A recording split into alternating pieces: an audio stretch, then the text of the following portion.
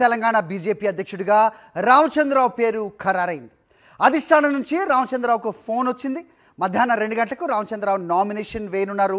ఇప్పటికే కేంద్ర ఎన్నికల రిటర్నింగ్ అధికారి కేంద్ర మంత్రి శోభా కరంద్లాజే రాష్ట్రానికి చేరుకున్నారు. మరోవైపు తెలంగాణ బీజేపీ నేతలకు అధిష్టానం ఫోన్లు చేస్తోంది. అందుబాటులో ఉండాలని పలువురు నేతలకు ఫోన్ చేస్తున్నారు హైకమాండ్ నేతలు.